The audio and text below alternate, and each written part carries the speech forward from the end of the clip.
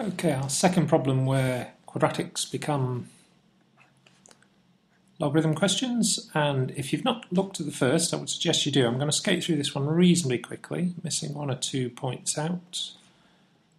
And if you've seen the first, that should make sense. If you've not, then you might need to watch it. And what we do, let's just factorise this first quadratic, solve it. So 5, whoops, there we go, already getting wrong. And p equals 3/5, or p equals 2. We then correspond this to this, and we should find there's a correspondence here. Before we do, just to note that thing there, 5 to the power 2x plus 1. Splitting the index is 5 to the power 1 multiplied by 5 to the power 2x. And of course 5 to the power 2x is 5 to the power x squared. And that means this quadratic here is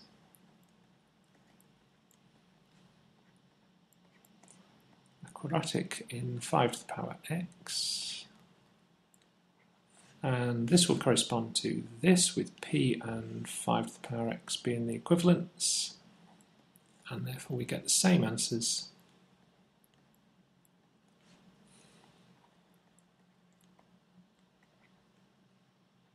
And index equations, logarithms of both sides.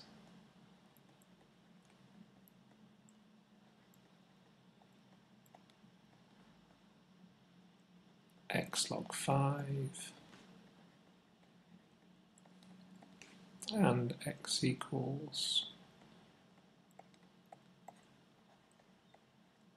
this one follows through in exactly the same way to give us logarithms of both sides, and follow it through and you will get that, and those give the two solutions. Let's just put it in the calculator.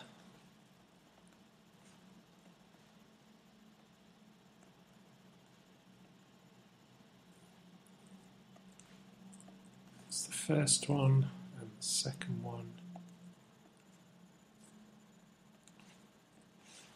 Two answers, minus 0.317 or 0.631.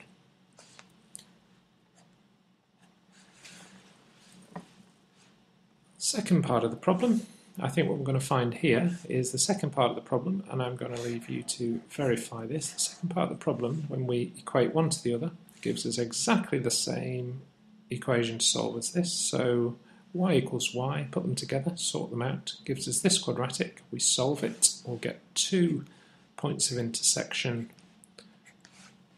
as we've already worked out.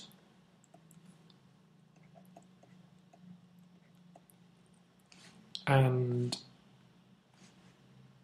point to note here, exact values. If we take the rounded value, the value from our calculator, and feed it back through, we'll get a slight error. But if we want to substitute into either of these equations, we just need to know 5 to the power x, and in fact that sits there. So we'll take those two values rather than these, feed them back in, and what we should get, 5 to the power x is 3/5, pop that in there, 6 minus 4, that'll give me 2, and 5 to the power x is 2, 20 minus, that gives me 16. Exact values, points of intersection, problem done.